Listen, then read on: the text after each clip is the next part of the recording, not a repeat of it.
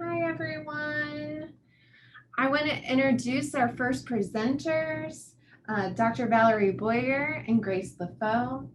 Grace is an undergraduate student at Southern Illinois University studying communication disorders in sciences and linguistics. Grace was awarded the Chancellor Scholarship in 2018. This research was selected as a REACH project due to its quality in undergraduate research. Grace plans to pursue a Master's of Science degree in Communications Disorder in Sciences. Dr. Valerie Boyer is an associate professor in Communication Disorder in Sciences at Southern Illinois University, Carbondale. Dr. Boyer coordinates the Speech Language Clinic at the Center for Autism Spectrum Disorders at SIUC.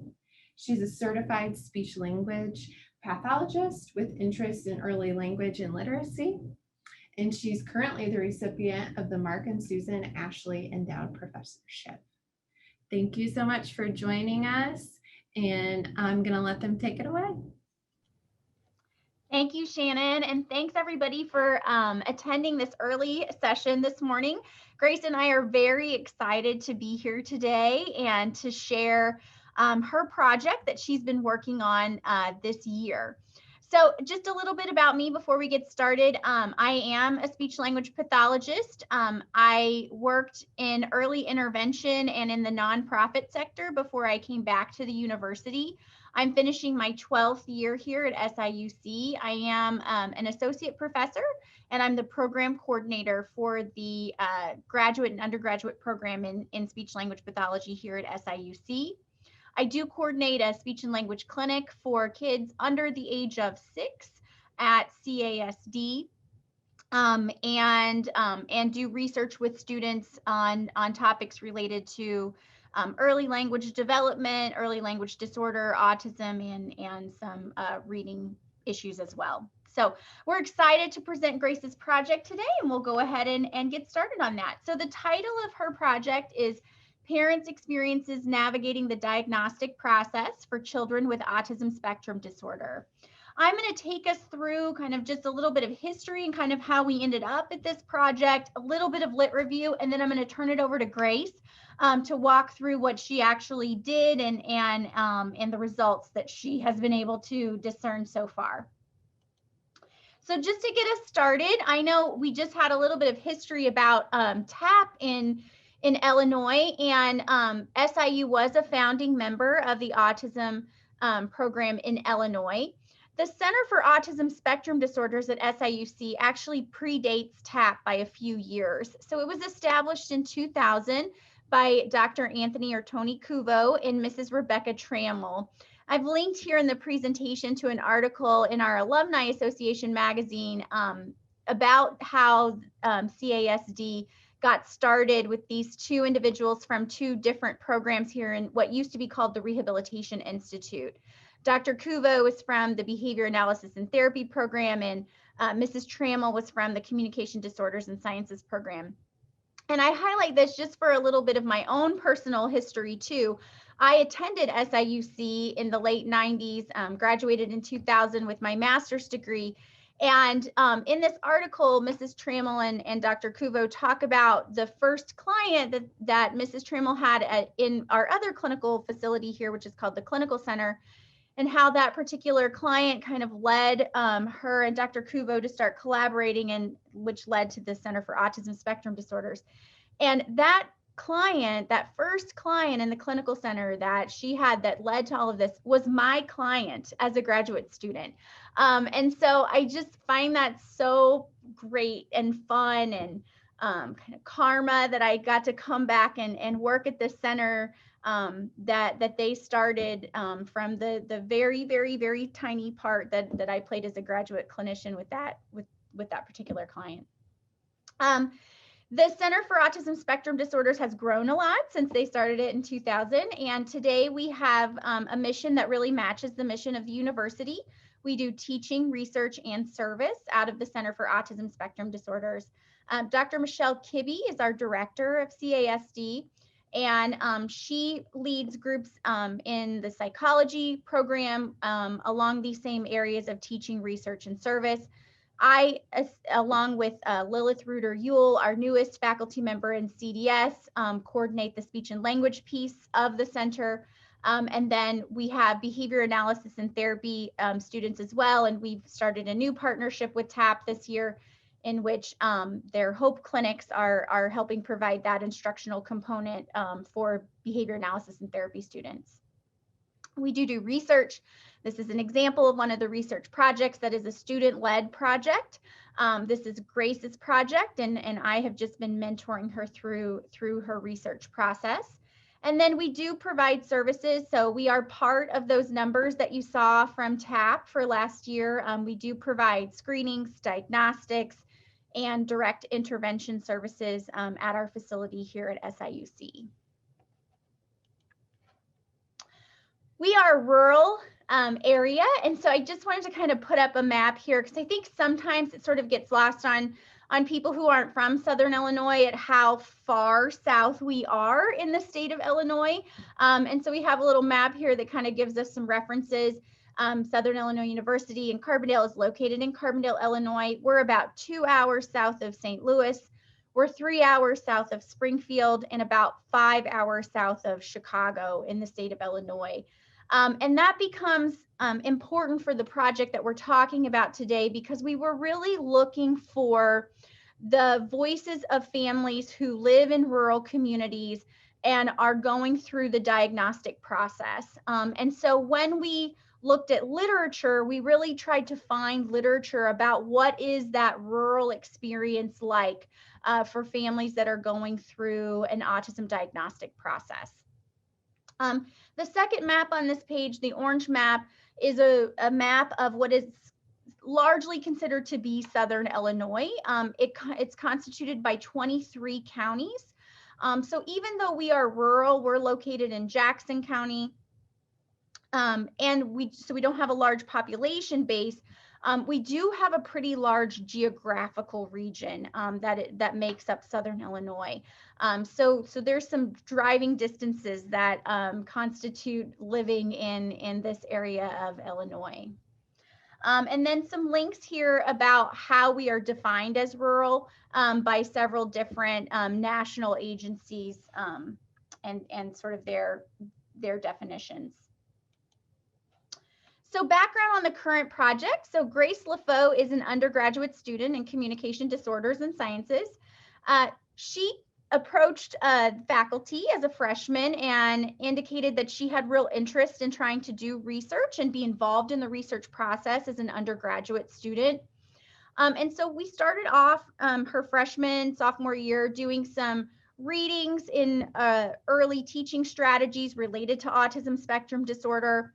She assisted with preparing some materials for presentations, and then she began volunteering at CASD and getting some hands-on clinical experiences as an undergraduate student in our service element of the programming that we do at CASD.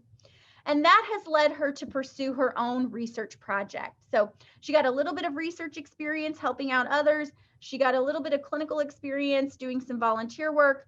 And now she's taking those two pieces together and trying to pursue her own research project as an undergrad with mentorship from faculty. The REACH Award Program at SIUC provides undergraduate students with funding in a couple of different ways. They provide funding for Grace's time. So they do provide an undergraduate assistantship to support the time that it's taken her to do this project. And they also provide funding to support kind of the material needs that Grace had as she was going through this project. We funneled a significant amount of that piece of the funding to reimbursing the families for their time and participating in this project. And Grace will talk about how she went about doing that. So the current project is a qualitative project. So Grace conducted interviews with families in order to gather information about their perspectives on their path to diagnosis, and then what happened kind of in the near term after the diagnosis. And we did this for a few reasons. One, we're always looking to improve our own diagnostic delivery. Again, we do service delivery out of our center, including screenings and diagnostics. And so anytime we can kind of get a collective perspective from the families that we serve, it's going to help us in reflective practice on our diagnostic delivery. Also, it helps us in terms of teaching. So we do provide teaching and training opportunities out of the center. And so if we can get information from families on what they need to support their own development and competency and confidence in helping their children with ASD, then that's something that we want to do as well. And Grace will kind of talk about some of the results that she had that may influence what we do in terms of sort of the post-diagnostic piece of the services that we provide at CASD. And then also just for the research piece of it as well. As we'll see when I talk about the lit review, there is need for parent perspectives on barriers to ASD diagnosis based on living in rural communities and other aspects. And so we're hoping that this is kind of a first step for us. We're kind of keeping it small and with our own region right now, and then something that we can build upon as we move forward with our own research agenda at CASD. So just a little bit about the literature related to the project that Grace is going to work on. The first couple of pieces I'm going to talk about are kind of focused on that rural perspective of diagnostics. And the first one is by Antizania and colleagues. And what they described was that a lot of families reported that they had more contact with schools going through the school system on their path to diagnosis if they were from rural communities, as opposed to going through the medical system for diagnosis when comparing families who lived in rural communities and urban communities. So what does that mean? That means that families that are living in communities that don't have as many medical services kind of near them are using the school districts and the school systems as kind of the mechanism for pursuing diagnosis. And so that gives us some information about how we think about training and also how we think about outreach to families. In addition, some international data. So this data wasn't taken from the United States. I think it was taken from maybe the Great Britain, that individuals with ASD who did not have co-occurring intellectual disability or co-occurring language disorder were less likely to be identified as having ASD when they lived in rural communities. And again, that may just be kind of the sensitivity to that group that doesn't have as significant of a functional impact because they aren't dealing with the kind of language pieces that often are early red flags, and also the co-occurring intellectual disability. So these individuals that have the social communication deficits, they have the ritualistic and repetitive behaviors, but they don't have the other kind of comorbidities were getting missed if they lived in rural communities, more so than if they lived in an urban community. And then also, this particular article kind of bolstered our premise that there needs to be more research done on the diagnostic process for kids who live in rural communities. Some of the barriers that were identified in the literature, and this was one of the research questions that Grace had as well. What are those barriers? Some that we kind of expected to see based on previous literature included aspects of the medical profession and aspects of parent denial that might play into to being a barrier to diagnosis. Also, screening tools that may not be as effective, financial constraints for families, time constraints for families, and stigma concerns. So we have kind of the piece of, parent and medical professional. Is there kind of a hesitancy to move forward from them? We have the tools that we're using. Are the tools that we're using effective tools? And then we have kind of the pieces that go along with just sort of life, what is your time and the ability, we looked at kind of the geographical region we're in. Sometimes it's a significant amount of time to commit just to get to a place for a diagnostic. And then also the financial piece and the financial burden to accessing those diagnostic services. In terms of the relationship between outcomes and predictors, Hidalgo looked at, what are these things that we can kind of predict what the outcome will be like? And so one of those is screening. And so when they looked at screenings, they found a positive in that if you're doing autism screenings, like we are at CASD, it tends to be associated with reduced time to diagnosis. So it's a path to diagnosis that often speeds up that length of time to getting the diagnosis.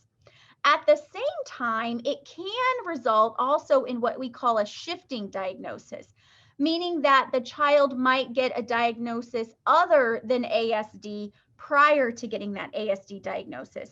And I think that emphasizes what we saw on the previous article, which was those screenings. It's not just about do you screen or not screen, it's what are you using to screen. And I know as a network this year, we've talked about that, and now there are some very specific things that we have to do for screening in order to make sure that we are doing high quality screenings. And I think that should really help mitigate that shifting diagnosis concern that was identified by Hidalgo. And then finally, just when you're in a rural region, families reported just fewer professionals with expertise in autism spectrum disorder. I think that speaks again to the need for a network like we have in Illinois that really emphasizes the training component and trying to reach out to not just kind of the urban centers in the state, but all across the state in order to make sure that families and professionals are educated on autism spectrum disorder. And then the last article I'm going to mention here is sort of less about the rural experience of ASD and more about methodology. So again, we are using a qualitative semi-structured interview methodology in our project, and it kind of aligns with the Kugel article, which was done in Florida and looks specifically at EI experiences. So we're looking at diagnostic experiences. They were looking at EI experiences, again, for families with either suspected or diagnosed autism spectrum disorder. And they found like it was a really effective way to identify some strengths and make recommendations. So kind of back to that reflective practice model that we're looking at with this project as well. And then again, another indication that we need more research on the experiences of families with autism spectrum disorder. So kind of from the literature, what we got was there is a difference in going through a diagnostic process in a rural community versus an urban community. There are specific barriers that we would want to look for. And also there is a need for the voices of families in terms of what their experience has been with autism spectrum disorder. So that has led us to our current project, and I am now going to turn it over to Grace and let her talk you through her research project. Take it away, Grace. Hello, everyone, and thank you for attending today. I'm going to dive a little bit deeper into our research presentation. We aim to answer 7 research questions, starting with what overall perspectives parents had on the diagnostic process. Generally, were they negative or positive? Next, we wanted to know what barriers parents faced in Southern Illinois. As Dr. Boyer mentioned earlier, previous research suggests factors such as travel, medical professionals, parent denial, and time to diagnosis were all barriers. Because of the rural aspect of Southern Illinois, we were especially concerned with travel and time to diagnosis. Next, we also wanted to see how the time frame and the age at diagnosis affected the parents' perspectives. When I say time frame, I mean from the time in between initial concerns for autism spectrum disorder and the actual diagnosis. What supports helped parents through the process, maybe families, doctors, therapists. What resources were suggested at diagnosis or received after diagnosis? Did the parents get those from their diagnostician or did they find them elsewhere? And were therapy or support groups suggested? The next one is a big one. What impact does the rural community of Southern Illinois have on the diagnostic process? The area is so large and rural, so where are parents going to get the help? And finally, do parents have specific suggestions on areas of problems surrounding the diagnostic process, and how can we help fix that?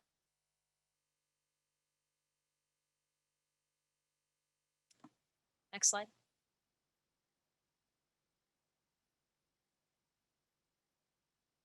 So talking a little bit about our participants, at the time of this presentation, we have recruited 11 families.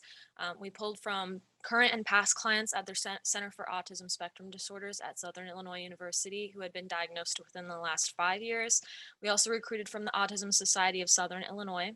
So today, or total, we had diagnostic stories from 12 children. One family had 2 children that were diagnosed, and they were kind enough to share both stories. The age at diagnosis ranged from 16 months to 6 years old, and the family with 2 children received diagnoses for both children in the late 90s and early 2000s. All other participants' children were diagnosed within the last 8 years. More specifically, the diagnoses took place between 2013 and 2019. We were able to pull participants from 4 counties in Southern Illinois, including Jackson, Williamson, Franklin, and Union. Just a little bit about the design of our project. Dr. Boyer mentioned earlier that our project was a qualitative research design. We had semi-structured interviews consisting of 8 questions targeting our research questions. If I needed more information or found something interesting, I would ask the parent to elaborate further. We did pilot the study with 2 families, and we were able to modify the interview script based on the data we collected from them. Again, recruitment was from CASD at SIUC and the Autism Society of Southern Illinois. We first recruited the pilot families, and we were able to adjust our interview, and then we moved on to the other families. Some sample questions were, what are your general perspectives on the diagnostic process? Are they positive or negative? Do you believe where you live impacted the process, and if so, how? And do you personally have any suggestions for improvements for the diagnostic process in Southern Illinois? Because of COVID-19, we did everything virtually. Consent forms were exchanged over emails, and interviews were conducted via Zoom and phone. So we were able to record the interviews. I would then transcribe them, and we ran an analysis using QDA Minor Lite, which I will talk about more on the next slide. Once the interview was completed, we compensated with families with $30 gift cards, and that was funded by my REACH grant. So as I mentioned before, we had interviews recorded and transcribed. From there, we were able to attach the transcribed interviews into QDA Minor Lite. QDA stands for Qualitative Data Analysis. We created codes based on our research questions. From there, we were able to go through the transcriptions and assign codes to parent responses. After we finished coding the interviews, we ran an analysis, which I will show you the results of on the next slide. This helped us determine the frequency of codes and responses and how many research questions were being answered. We also completed coding retrievals to find themes. Themes are just responses that are responses within codes that appear frequently. For example, our code about barriers frequently received responses related to financial struggles, so we would call that a theme. This slide is a little bit about our results. So as you can see on the left, we have our research questions they're not necessarily in any particular order, and then the codes that we assigned. And then you have the count column. So that just shows how many times across all interviews we coded for each research question. And then cases shows you how many interviews these codes appeared in. At the time of this analysis, we had 9 interviews. So you can see that most codes appeared in all 9 interviews. And then diving in a little bit into our results, we'll start with overall perspectives. We found that the perspectives were rather mixed. Some parents were generally happy with certain aspects of the process, like the supports they received and the age of diagnosis, while others were generally unhappy with the time frame of the diagnosis and not having direction or being able to find help here in Southern Illinois.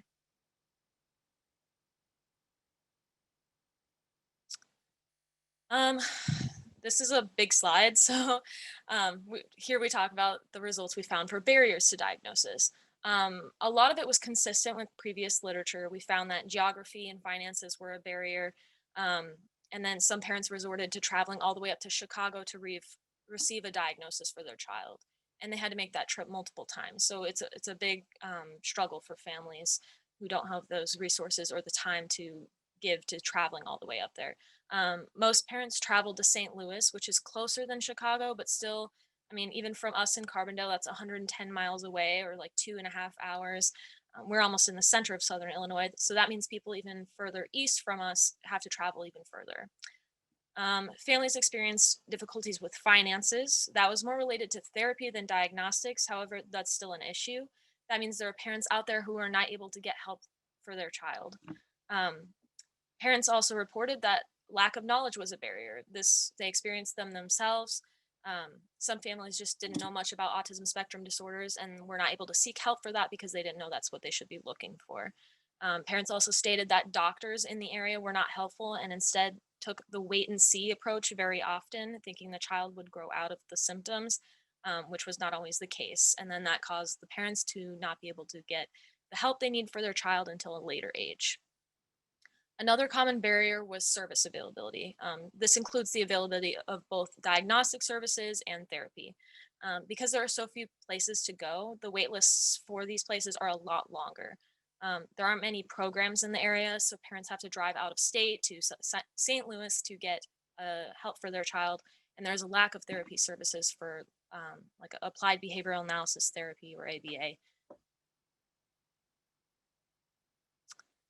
So for the age and time frame results, parents reported that while there was maybe an abundance of early intervention therapy in the area, there was a lack of programs for older children and adults. I found that most places go up to age 5, and after that, the children see the therapists in the school. But what about after they graduate from school? Where do they go then? Or if their parents want services outside of school? One parent had a child who needed ABA therapy, but was unable to get that for her child because getting a diagnosis took so long, and by the time he got one, he was too old.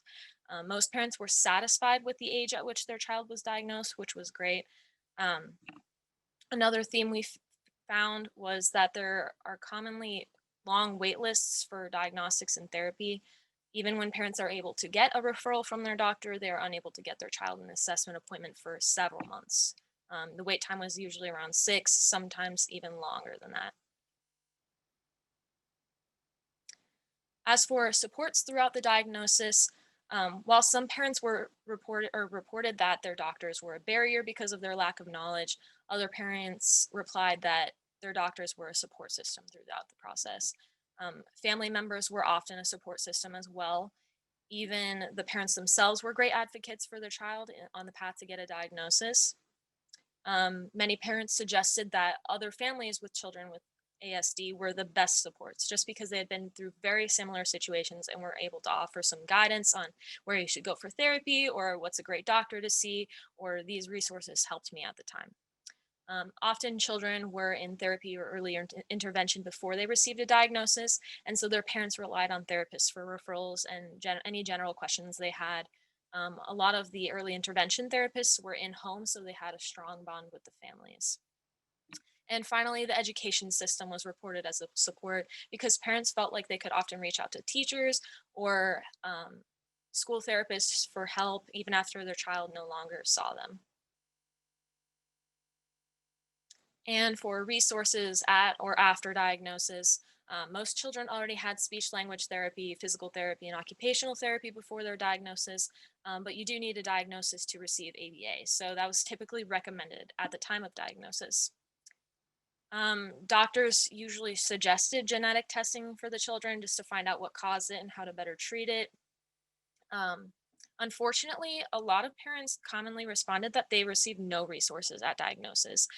Typically, those parents were those that had a negative overall perspective on the process because they found that they had no direction to go to help their child.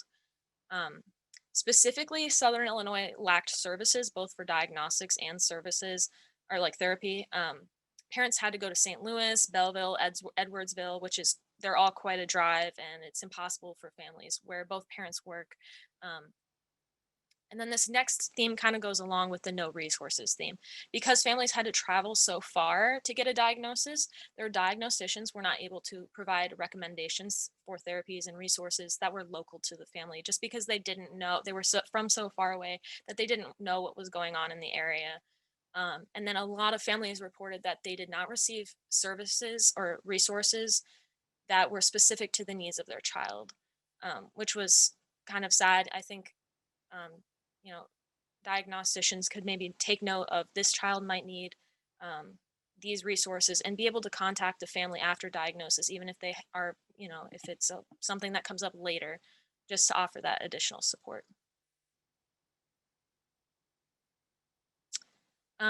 So back on the rural community impact, touching on the travel aspect once again, some parents traveled to central Illinois or even further to Chicago. Typically, parents went to St. Louis because that's the closest. One parent even recalled looking into Nashville, Tennessee for diagnosticians, which I think from Carbondale is like a 3-hour, 4-hour drive. Parents also then reported that there was a lack of availability and services. St. Louis is serving not only southern Illinois, but also a large majority of Missouri, which is also rural. So you have all these parents flocking to St. Louis in search of a diagnosis, making the wait lists even longer.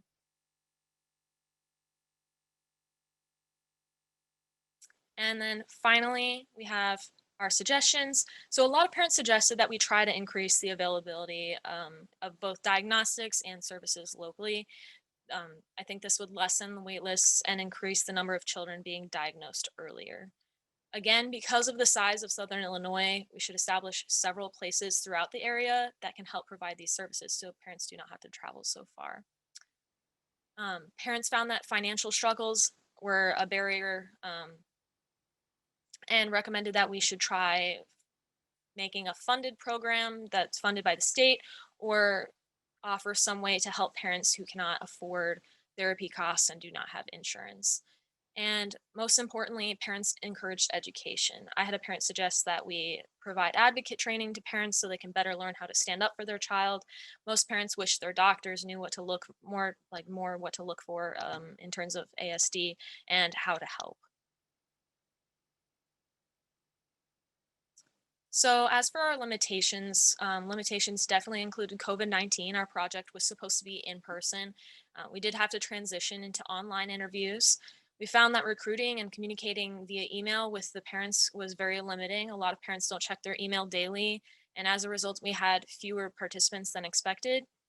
All of our families were located within these 4 counties. And as you saw earlier on our map, Southern Illinois has around 23 counties. So our project does not currently represent the experiences of all of Southern Illinois. We also had a limited amount of time to conduct the study to meet deadlines. I do intend on continuing interviews just to see how we can further help the Southern Illinois area.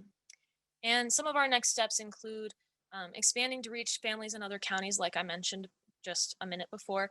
And I would also like to initiate training for SIU students. We do this already with SIU medical students, but perhaps we could be more in depth and know which areas to better target with the information gathered from this study.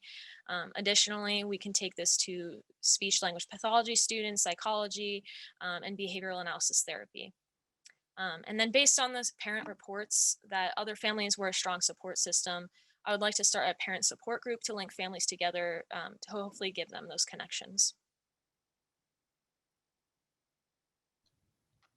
Thank you, Grace. So I'm going to jump back in here and kind of try and tie some of this together over the next few minutes. And so what were kind of the themes across questions that we found and Grace identified when she was doing her data collection and analysis? Some of them were consistent with what we expected based on literature review and also based on anecdotal information, having worked at the center for several years. Those include things like wait times. I think probably everybody in the network has families talking about the wait times to get a diagnosis. In addition, travel times. So we do diagnostics at CASD at SIUC, but outside of us here, there are not a lot of other agencies in our region that do those diagnostic evaluations. And so a lot of families are traveling to the St. Louis area to do that. In addition, the Illinois Medical Diagnostic Network, which is a referral network for early intervention, typically refers up through the St. Louis area as well. So families that are in EI, when they get that referral for evaluation, are funneled through the St. Louis metro region to get that done. So just through that process, they would be traveling. And then the financial aspects. We know that diagnostics can be a significant financial burden on families to get. One of the great things about the TAP grant is that we are able to offset and try and eliminate that barrier of finances for families in order to access diagnostic services. The flip side of that is that sometimes there is a wait to be able to do that because the financial burden is less, and so the wait list gets longer, and then so then the wait time, so you kind of have to balance those two pieces. And again, that's consistent with previous literature and probably consistent with most of our experiences as well. The fact that some families did report positive diagnostic experiences and early diagnosis is really a positive piece that Grace was able to identify out of her project, and that families were generally happy with the age at which their child is diagnosed. I think that speaks to the push in Illinois to try and really expand diagnostic opportunities for families. So even though families are disappointed with the wait time, that process is starting earlier. And so families are still able to access a diagnosis earlier and in a time frame and age in which they are happy to get that diagnosis. That's also consistent with what we're seeing in our early speech and language clinic. So most of our kids are coming in with a diagnosis under the age of 6, and generally we're starting kids around 3 to 4 years of age, and they are coming in with that diagnosis already. Occasionally we have a client who's just suspected ASD and is going through the diagnostic process, but most of the time they're coming in with that diagnosis. So that's very nice to see.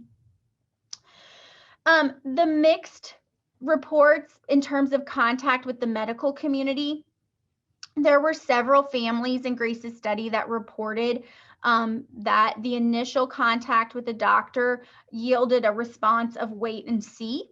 And that's consistent with the previous literature that we pulled in as part of our lit review, that a lot of times there was kind of an initial, it'll resolve, they're so young, let's give them some time kind of piece to it. But other families reported that that when they sought counsel from a doctor, they quickly were able to get access to screening and the process started. So we definitely saw more positives than we might have expected based on previous literature in terms of physicians being open and ready to move forward with screening and diagnostics. But like you would expect based on previous literature, we did find some examples of where they were told a wait and see approach. And I think probably one of the most concerning examples in Grace's research was a physician who wanted to take the wait and see approach, did not feel like autism diagnostics were necessary. The family pushed and got the referral. And then the physician told the family that the physician would no longer be willing to see the family as their medical provider based on that push from the family. So that's definitely not what we want to see in terms of interactions with the medical community.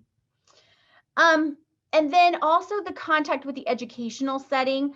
Again, we had some previous literature that indicated that we would expect families in rural communities to sort of use that school setting as a process to diagnostic. We didn't see families reporting that in a large theme way. We did see families reporting positive experiences with educational providers and districts in the area. But we did see that most of our families were pursuing diagnosis through medical providers.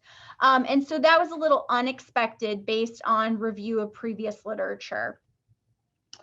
And then the supports that are consistent with previous literature. So the supports that families get through the early intervention program in Illinois, the supports that people reported through their families and families who had previously been through an autism diagnostic, the supports that families, again, mixed, but did report from physicians, and also supports through the educational system. All of those are consistent with previous literature in terms of places that families can get supports as they're going through and then immediately following the diagnostic process. And then finally, the SIUC Center was reported as a resource in the region. And so while we had families who were frustrated with their wait time, families who were driving for diagnostics, a number of the families did report that the SIU Center down here was a frequently suggested resource and also a frequently utilized resource. And those resources included resources for screening.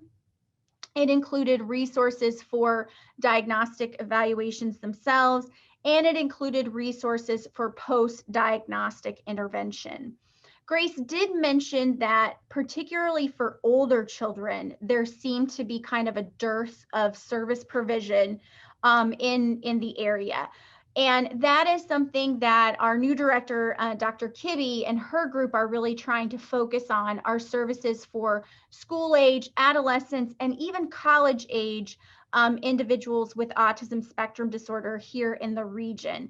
So that's something that has been identified as a real need here, and something that through our center, not necessarily even through the TAP grant, but even just kind of the broader center mission, trying to emphasize more of access for adolescents and young adults with autism spectrum disorder.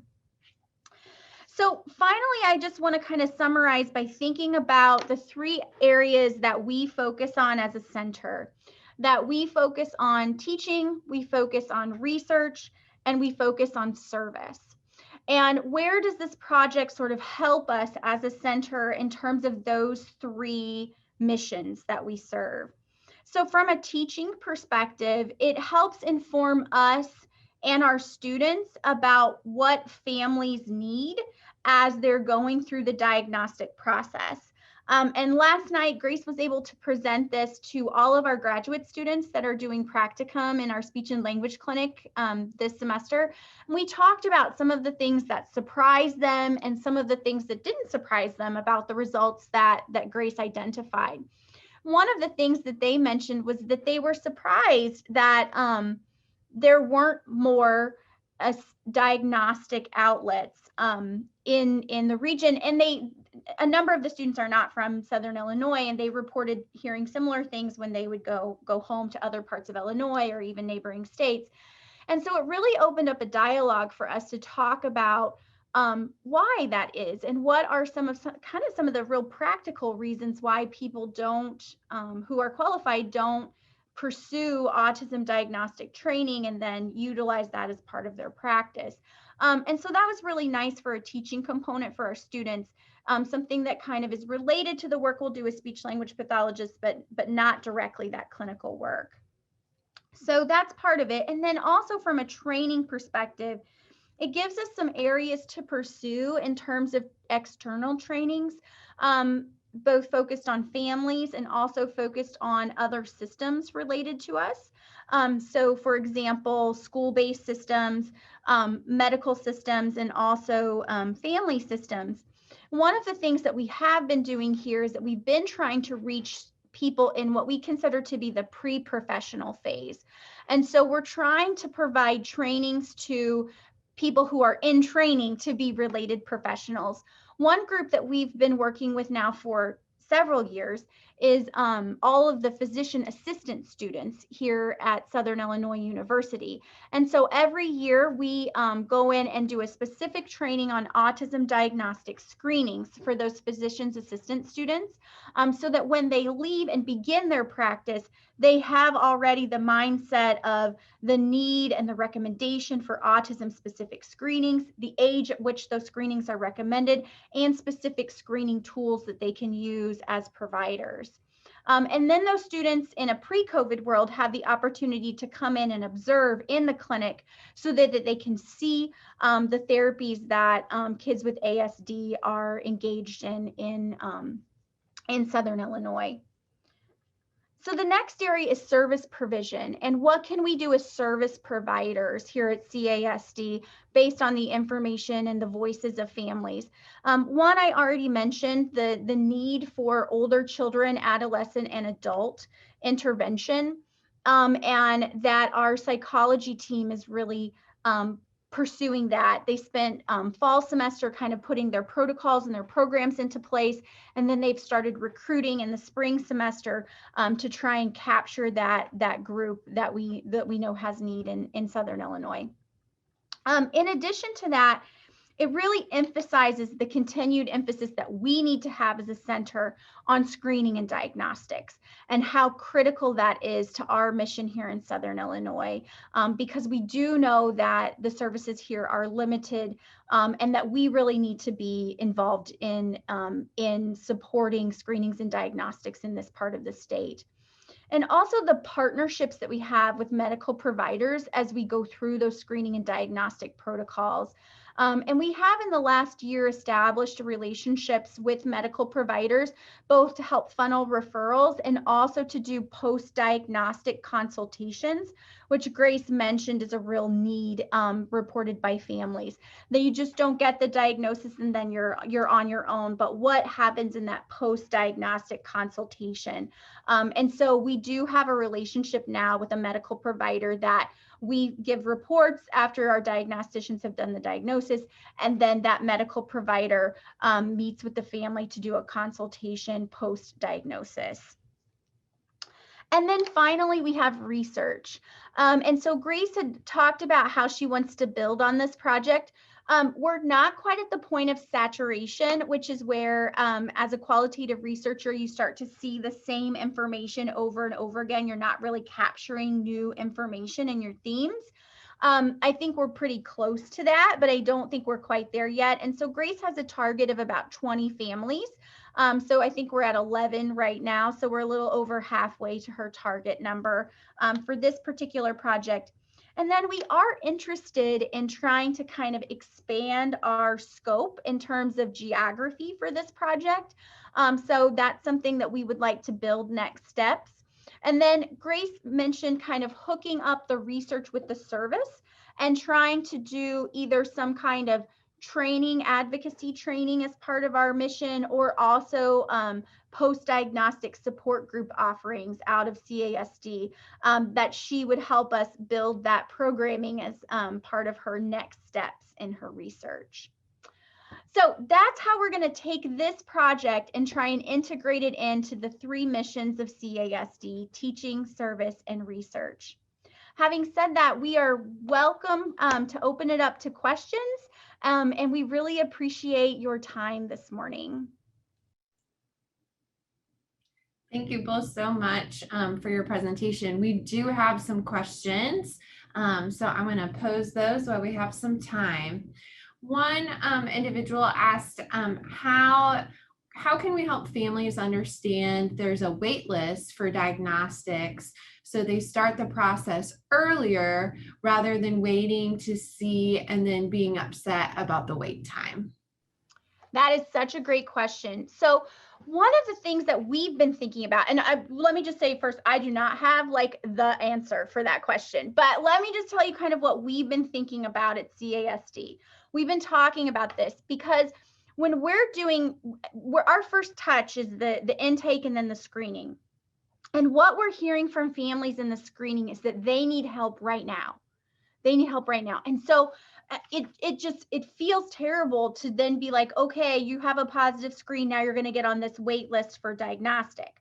And so one of the things that we've been talking about as a group is how can we pair that first touch, that screening touch, with a training or consultation with families on what the process is, so that they can get from somebody who's a professional in it a process level explanation. This is how this goes, so that they can get kind of that big picture framework of what this looks like. So that's one. 2 is trying to do something in the intermediary that helps before they get diagnosis. Now, EI serves that role a lot in Illinois, right? So you're still getting services, you're still treating signs and symptoms. Clinics like ours, where we do suspected ASD intervention, that helps. But one of the things that we've talked about for families that can't access those face-to-face services or need something in addition to, are some kinds of consultative or parent coaching services that would focus on signs and symptoms, whether that be challenging behavior, language and communication. And so even in the interim, you're getting help for the things that you really need help with while you're waiting for that diagnostic to come through. So those are the kind of two areas that we've been thinking about. How do we give training that provides that big picture, consultation that provides that big picture? And then two, how do we help the signs and symptoms, the real problems that they're having immediately while they're waiting for diagnostic? And then I don't know, Grace, if you want to add anything to that, but that's kind of, if the families had any suggestions. Okay. All right. Thank you for the question. Yes, thank you for that response. All right, another one. In Southern Illinois, do clinical service providers accept children with an educational eligibility of autism through their special education evaluation for services like ABA who do not yet have a medical diagnosis of ASD? That is a great question. I can't speak for all providers. I do think some providers do work with families who have just that educational diagnosis of ASD. The real challenge or barrier here that we hear from families is not about the right diagnosis and accessing services. It's one, finding service providers. We have very few ABA providers in our region. And two, funding those services. The providers that we do have in Southern Illinois, up until the Hope Clinic is now as part of TAP providing services, up until that point, we didn't have an ABA provider that I knew of that accepted a medical card. And so that has been a huge barrier for families in Southern Illinois, is not having the right funding mechanism to access those services. All right, thank you. All right, we got one more here. And this person says this might not have been the focus of your research, but they were curious. Did you notice during COVID if more therapies were being done over Zoom? And if so, how did parents think the therapy went? And were the parents trained to effectively help the children with ASD while being guided by the therapist? So kind of a three-folder. All right, let's talk COVID and Zoom. Yeah. So yes, services did go to Zoom during COVID. A few different ways they went to Zoom. I'm going to talk about our clinic first. So our clinic went virtual in April of last year. We took kind of an extended spring break, and then we came back virtual in April. I lost probably half my families right off the bat who just didn't think it would work for them. And so for the families that we did continue with, we recruited a few more, and we had probably 8 families that went through like a parent coaching type of intervention over the summer. And then our clinic came back face-to-face this fall. The families who participated in the interventions over the summer did report positive experiences with those interventions, but we did a couple of things. We kept them very short. We did 30-minute sessions, and we didn't necessarily do direct service intervention. There were a couple of our kids who could do direct service intervention, so we were able to see the kid over the screen. But we really relied on a parent coaching model where we took a strategy to promote language and communication each week. And we talked about how we could incorporate that into their daily routines for specific goals that we had set for their child. And then we came back the next week, we reviewed the strategy we had gone through, and then we did a new strategy. And that worked pretty well for us. For families outside of our little bubble, EI has also done a lot of telehealth services, and what we've heard from families is very mixed. I think for some families it was fine. I think for a number of families it did not work particularly well. And the same for school-based services. Now, most of the kids that we're seeing face-to-face at CASD are now back in face-to-face services, whether those be, well, most of them are school-based in some way. And so we're kind of getting back to that. But we have done a parent coaching EI kind of, or no, parent coaching, I guess it's kind of EI, kind of pilot this semester, and it has not gone well in terms of recruiting families for telehealth services. And so we've really gotten the sense from families that they are really tired of doing things over telehealth and really want those face-to-face interactions back. So that's been our experience here.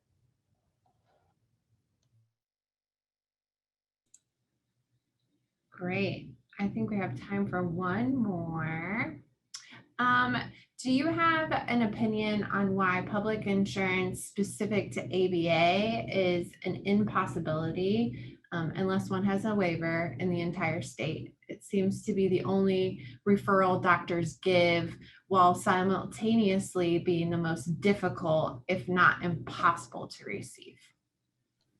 So I'm not an expert on billing, but my understanding is it's legislative, that there needs to be legislation passed that would put in ABA services as a Medicaid covered service. That's my limited understanding. Shannon, you may actually be able to answer that better than me, but that's my understanding as the barrier to it. And I can empathize with the frustration that families feel about that barrier. I will say several of our families mentioned the Autism Society for Southern Illinois, and that group is run by Stephanie Brown, and she is a tireless advocate for families with autism spectrum disorders. And I know that she has been sitting on a task force of some sort in the state to try and push a legislative change that would allow access for Medicaid families that utilize Medicaid to get ABA services. She and I had a phone call about it a couple of months ago, and she's very passionate about that. But that's my understanding of where the barrier is. Shannon? Yep, you are correct. Yes, there is legislation that has passed to approve some of that coverage, but the providers that have been approved to provide it are rather limited.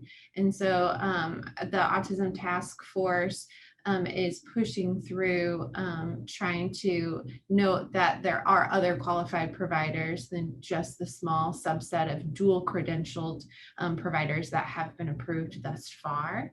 And it is a process that needs to happen. But it's, I think, also a twofold process where we need to continue to educate providers and medical providers on the ways in which individuals can get services, although it's in many different avenues and is often complex, as a way to kind of individualize those recommendations to better suit their needs and availability as well.